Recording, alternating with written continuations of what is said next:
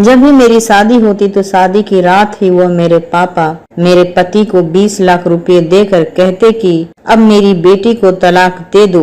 यूं ही मैं अब तक कितने तलाक ले चुकी थी, मगर हमेशा मेरे पापा मुझे जबरदस्ती शादी करवा कर तलाक दिलवा देते और तलाक दिलवाने की वजह कुछ भी नहीं बताते। लेकिन मेरी माँ उसी रात मुझे दूध में हल्दी डालकर देती, जिसको पीते ही मैं सो जाती थी। आँख खुलते ही हर कोई मुझे अजीब सी नजरों से देखता। इस बार मैंने सोच लिया था कि दूध पीने का नाटक करूंगी और मैं दूध नहीं पीऊंगी, झूठ मूठ के सो जाऊंगी। जब मैं झूठ मूठ के नाटक करने लगी और दूध नहीं पी थी, जब आँख खुली तो मेरी जान ही निकल गई, क्योंकि मेरा पति मेरे पास बैठा मुझे बहुत ही गौर से देख रहा था और मैं शादी के सेज पर दुल्हन बनी बैठी अपने आप में ही सिमटती चली जा रही थी। मैं इंतजार में थी कि मेरा पति कुछ कहे।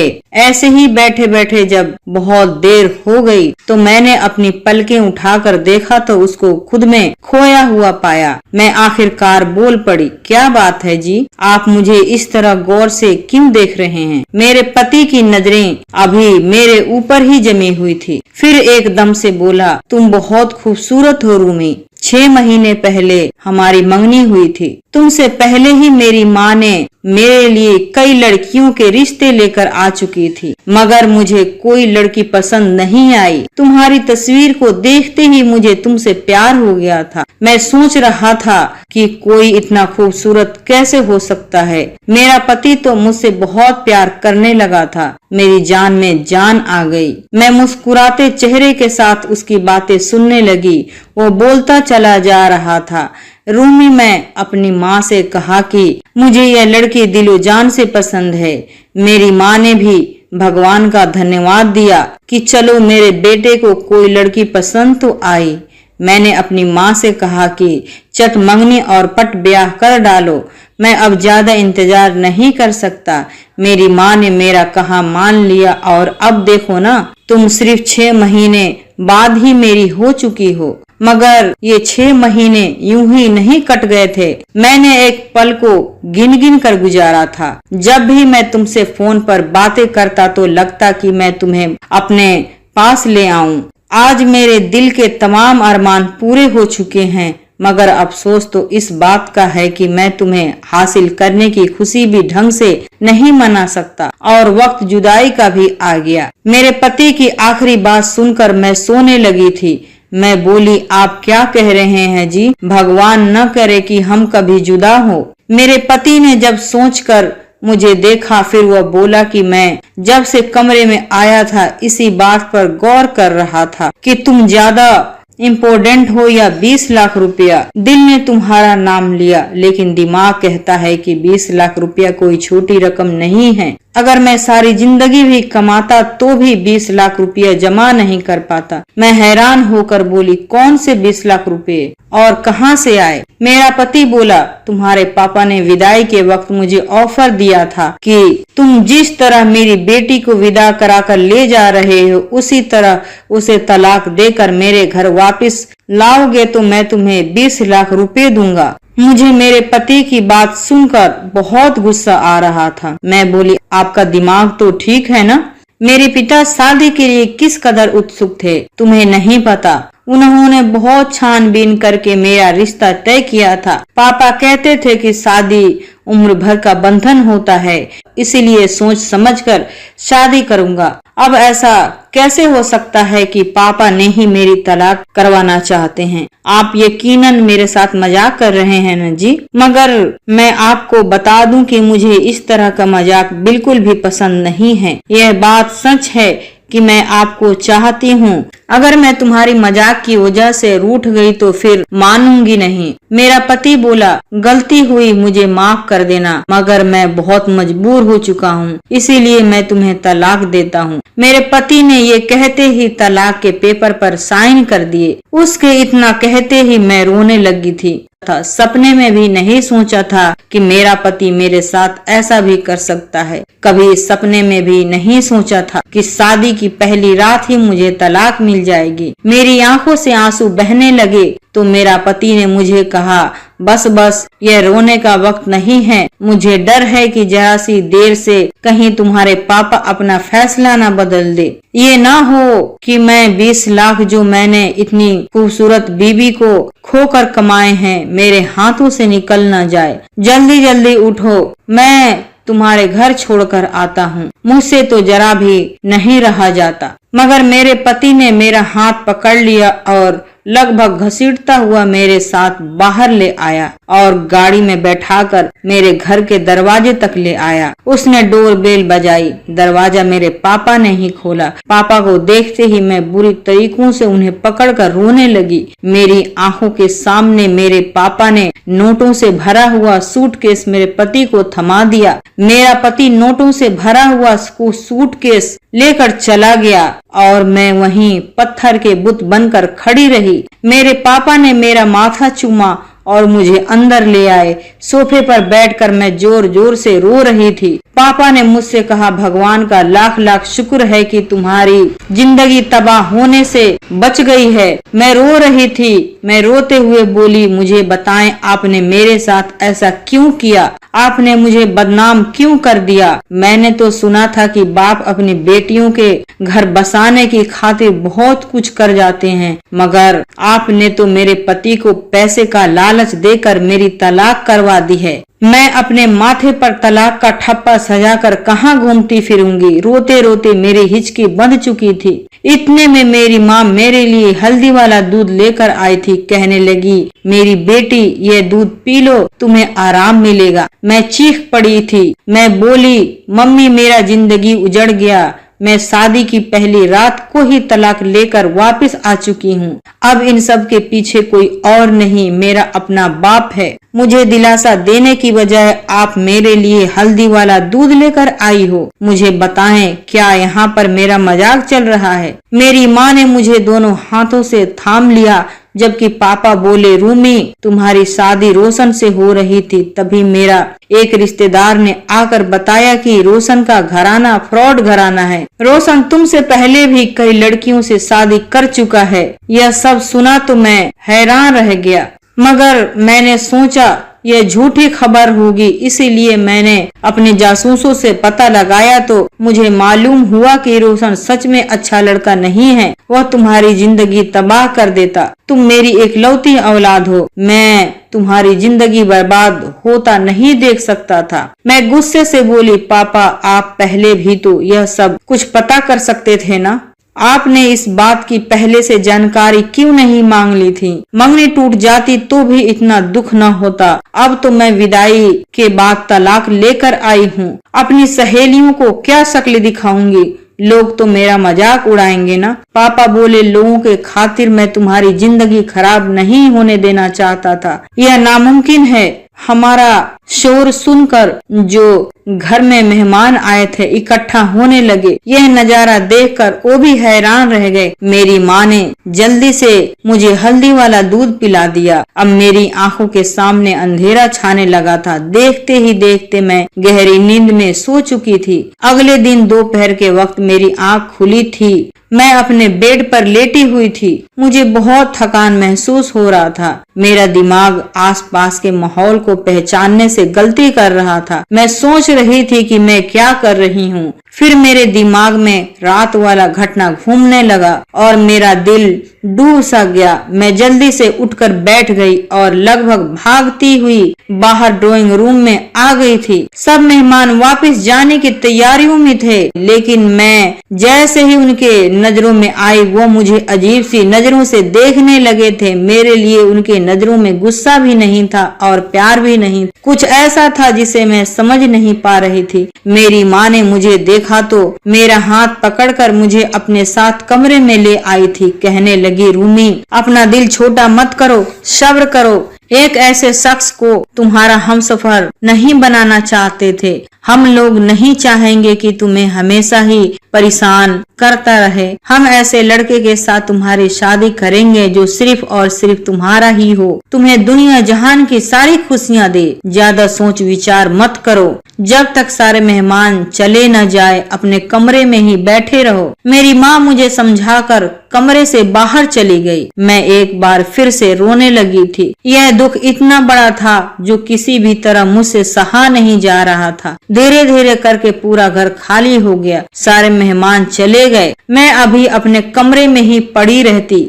मैंने रोशन की व्हाट्सएप चैट खोलकर देखा तो हर मैसेज में उसने मुझसे अपनी मोहब्बत का इजहार किया था। हर मैसेज में उसने कहा था वो मुझसे बहुत मोहब्बत करता था, मेरे बिना नहीं रह सकता था। उसने लिखा था मुझे कभी नहीं छोड़ेगा। ऐसी बातें करने वाला इंसान धोखेबाज कैसे हो सकता है भला? मेरे दिल से यह आवाज आई कि नहीं, कभी नहीं हो सकता। अब मुझे अपने पापा से बहुत ज्यादा नफरत महसूस हो रही थी। उनकी वजह से मेरा घर टूट गया था। मैं लोगों से डरने लगी थी, इसीलिए घर से बाहर नहीं निकलती थी। जबकि पापा जब यह सब देखते तो बहुत ही ज्यादा परेशान हो जाते। वह मुझे कहते, रूमी तुम बाहर निकला करो, घूमा करो, खुद को ही घर में कैद मत रखो।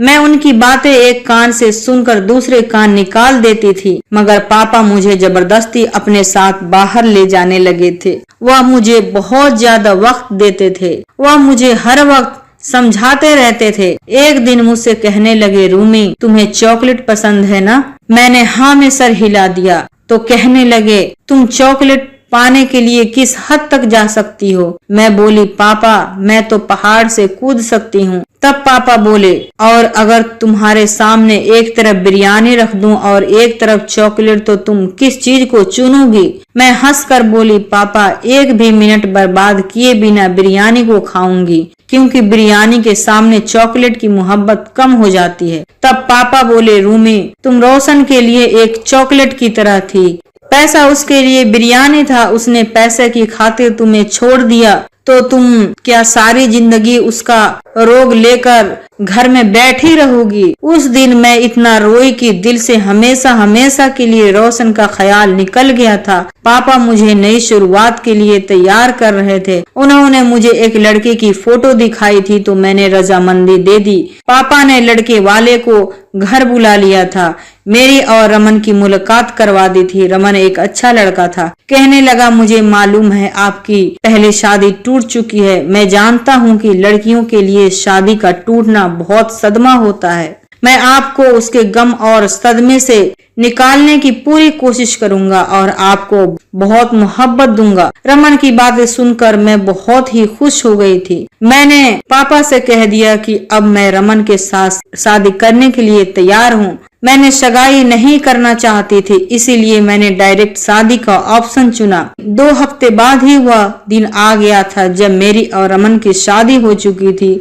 मैं खुश थी, मगर इस बार शादी की रात को लेकर मेरे मन में बहुत बुरे बुरे ख्याल आ रहे थे। कहते हैं ना कि दूध का जला हुआ छाछ भी फूक फूक कर पीता है। मगर मैं रमन के कमरे में बैठी थी। वह बहुत खुश था। मेरे पास आया और घूंघट उठाया और मेरे हाथ में सोने की अंगूठी पहनाकर बोला, रूमी मैं तुम्हें जिंदगी भर खुश रखने की कोशिश करूंगा। मैं मुस्कुराकर बोली, क्या मुझे आपके बातों पर यकीन कर लेना चाहिए? रमन ने कहा हाँ और बोला, जान की बाजी लगा दूंगा मगर अपने वादों से नहीं फिरूंगा। तभी रमन के मोबाइल पर घंटी बजी।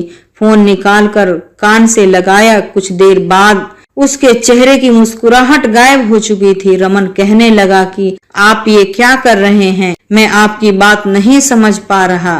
फोन करने वाले इंसान ने पता नहीं क्या कहा कि रमन बोला, मैं आपकी बात पर कैसे भरोसा कर लूं? फोन के दूसरी तरफ बैठे इंसान ने दूसरी बार क्या कहा था कि रमन के चेहरे पर मुस्कुराहट फैल गई थी। रमन ने फोन बंद कर दिया। मेरा हाथ पकड़कर बोला, रूमी मैं तुम्हें तलाक देता हूँ। ये शब्द मेरे दिल दिमाग पर हथौड़े की तरह पड़ रहे थे। मैं गुस्से से बोली, ये क्या तुम बकवास कर रहे हो रमन?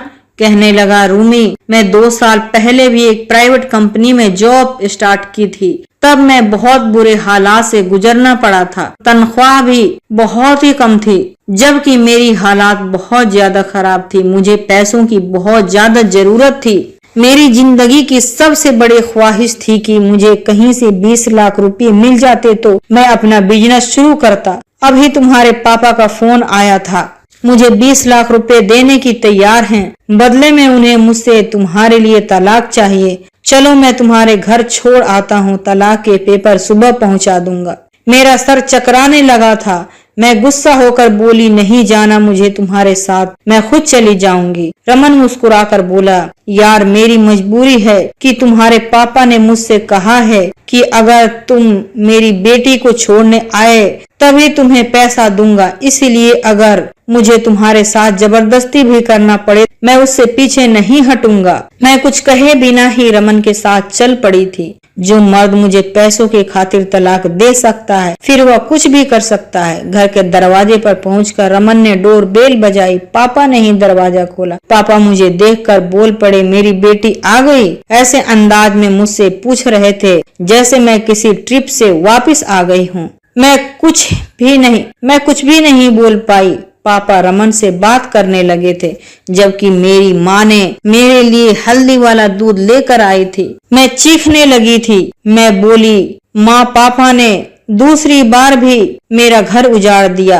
तभी मुझे पापा की आवाज सुनाई दी। कहने लगे, मैंने तुम्हें बचाने के लिए ये सब किया है। रमन एक अच्छा लड़का नहीं था, वह तुम्हें खुश नहीं रख पाता। मैं गुस्से से बोली, पापा मुझे हैरत होती है कि आपने अपना कारोबार अकेले कैसे संभाला है, जबकि आपने तो फैसला करने का कोई हिम्मत ही नहीं है और ना ही आपके अंदर कोई समझ है।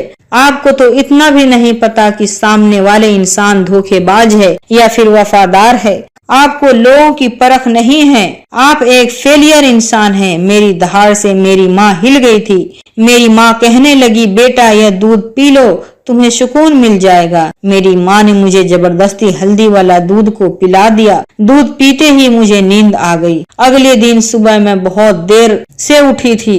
दिन चढ़ गया था। मैं सोकर उठी ही थी कि मेरे घर के नौकर मुझे घूर घूर कर देख रहे थे। मुझे समझ नहीं आता था कि सब क्या हो रहा है। मैंने खुद को अपने कमरे तक ही सीमित रख लिया था। मैं किसी से मिलती जुलती नहीं थी। पापा एक दिन मेरे पास आए और कहने लगे कि कितने दिन हो गए हैं, तुम्हारा इंतजार कर रहा था कि तुम कब बाहर आओगी। हमारे साथ घुलो मिलो, बातें करो, मगर तुमने तो हम सबसे दूरी बना ली है। मैं बोली, पापा मुझे बताएं, आपने मेरे साथ इतना बुरा क्यों किया? आपने मेरी तलाक क्यों करवाई? पापा कहने लगे, बेटा कभी कभार अपनी औलाद के लिए इंसान को कड़वा घूंट पीना पड़ता है, वरना दुनिया में ऐसा कौन सा बाप होगा जो अपनी औलाद को मुश्किल हालात में डाले। मेरा बस चले तो मैं तुम्हारे पाँव भी अपनी हथेली पे रख लूं, लेकिन ये दुनिया है बेटा, यहाँ औलाद और माल इंसान की आजमाइश के लिए उतारे गए हैं। मैंने जो कुछ भी किया बहुत तकलीफ में किया है। मैंने हाँ में सर हिला दिया और कहा, पापा अब बस करो और आगे आपको अपनी जज्बातों से खेलने की इजाजत नहीं दूंगी। पापा अब आखिरी बार था। पापा ने मेरी बात सुनकर बोला, हाँ बेटा तुम जैसा चाहोगी वैसा ही होगा। उस दिन के बाद से मैं मम्मी पापा के साथ बैठने लगी थी, हंसने बोलने लगी थी, मगर अभी भी बहुत सारे ऐसे सवाल थे जो मेरे दिमाग में चल रहे थे। क्या फिर पापा मेरी इस तरह ही शादी करवाएंगे? क्या मेरे दोनों पति ही बुरे थे, या फिर पापा अगर बुरे भी थे तो पापा को पहले से इस बात की जानकारी क्यों नहीं हुई थी? और शादी की रात ही क्यों पापा को सपने आते थे कि मेरे पति बुरे हैं और शादी की रात ही तलाक करवा देते थे? चलो मान भी लिया कि ये भी सब ठीक है, लेकिन पापा हर बार 20 लाख रुपए जैसी बड़ी रकम देकर ही मेरी तलाक क्यों करवाते थे? उन सवालों के जवाब में उलझी रही पूरी रात। जब सुबह हुई तो एक बार फिर कमरे में बैठी इसी सोच विचार में गुम थी कि पापा ने मुझसे कहा कि वह मेरी तीसरी शादी करवाना चाहते हैं। पापा की बात सुनकर मैं गुस्से से चीख पड़ी। मैं गुस्से से पागल हो रही थी। मैंने पापा से कहा, नहीं पापा, अब और नहीं, मैं अपनी जिंदगी से खेलने का आपको कोई हक नहीं देती और बार बार मैं जज्बातों को ठेस नहीं पहुंचा सकते। मुझे कहीं मुंह दिखाने के काबिल नहीं छोड़ा आपने। पापा ने मुझे कहा, बस एक बार और, इस बार मैंने तुम्हारे लिए बहुत ही अच्छा लड़का ढूंढा है, बहुत अच्छा लड़का है, तुम्हें हमेशा खुश रखेगा। बस एक बार, बस एक बार अपने पापा की बात मान लो बेटा। मैंने कहा, नहीं पापा, कोई लड़का आसमान से भी मेरे लिए उतार कर लाओगे तभी भी मैं तीसरी शादी नहीं करूंगी। पापा मेरे सामने बैठकर हाथ जोड़कर रोने लगे और बोले, मैं जब भी तुम्हें उदास देखता हूँ तो मेरा दिल टूट जाता है, मैं खुद को माफ नहीं कर पाता। मेरे बच्चे, मुझे माफ कर दो और हाँ कर दो।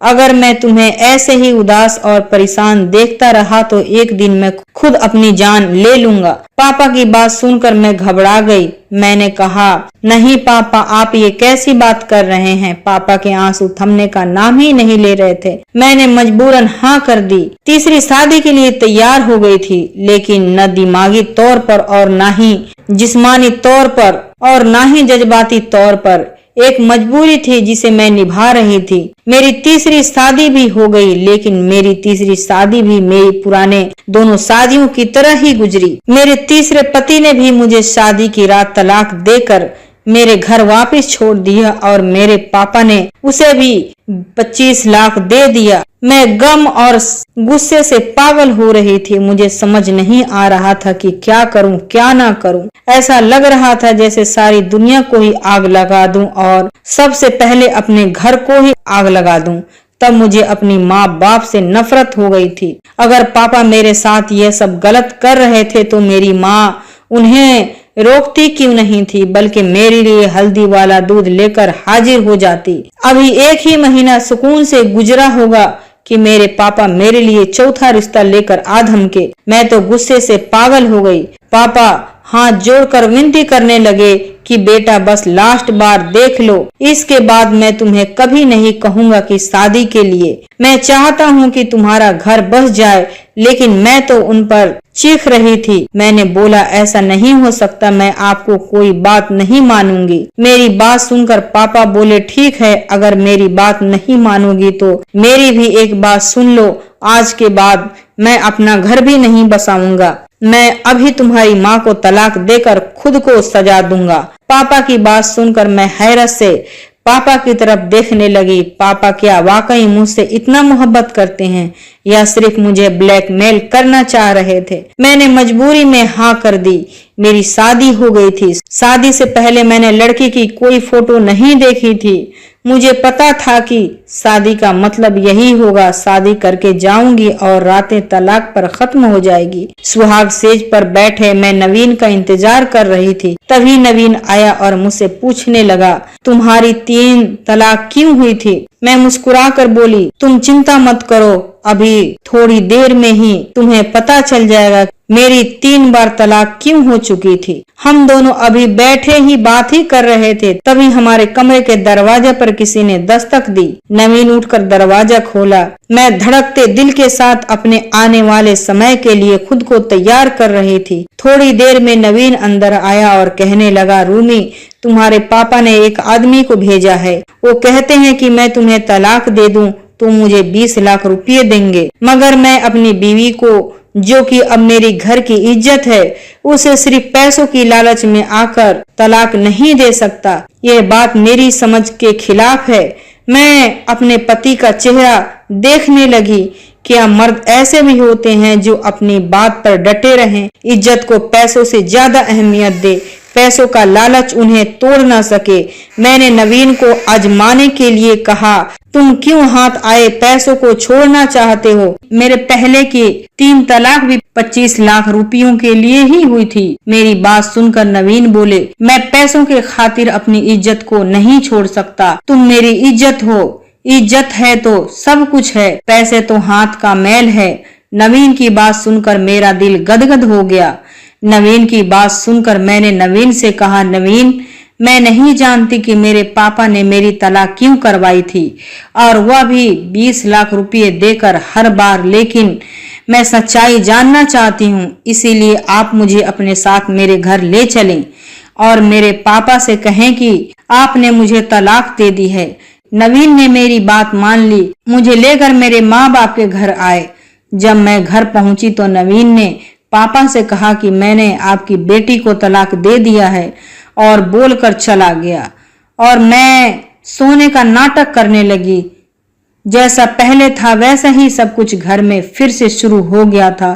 थोड़ी देर बाद एक नर्स को पापा बुला कर लाए। नर्स ने मुझे चेक किया तो बताया कि आपकी लड़की पागल है, वो किसी भी लड़के को अपने पास नहीं आने देगी। मेरे पापा ने बहुत सारे रिश्तेदारों को भी बुला ली और डॉक्टर को भी दिखा। सारे रिश्तेदारों के सामने मुझे पागल साबित करना चाहते थे। वकील के सामने मेरे पापा ने डॉक्टर वाली पर्ची दिखाकर मुझे पागल साबित करके मेरे नाम के सारे जायदाद अपने नाम करना चाहते थे। जब तक मेरे पति नवीन आए, नवीन ने कहा कि वकील साहब, ये जो आदमी है वह रूमी का पापा नहीं बल्कि रूमी का चाचा है और रूमी को पागल साबित करके सारे जायदाद अपने नाम करवाना चाहता है। यह बात मैं कोर्ट में प्रूफ कर सकता हूँ और सारे प्रूफ हैं मेरे पास। मेरी बीवी पागल नहीं है, ये उसके चाचा की साजिश है। उसे पागल करने के लिए हल्दी वाले दूध में नशे की दवाई मिलाकर ये लोग देते थे। मैंने अपने चाचा और चाची पर धोखाधड़ी का मुकदमा दर्ज किया और मुकदमा में जीत गई। चाचा चाची को जेल हो गई। मैं और नवीन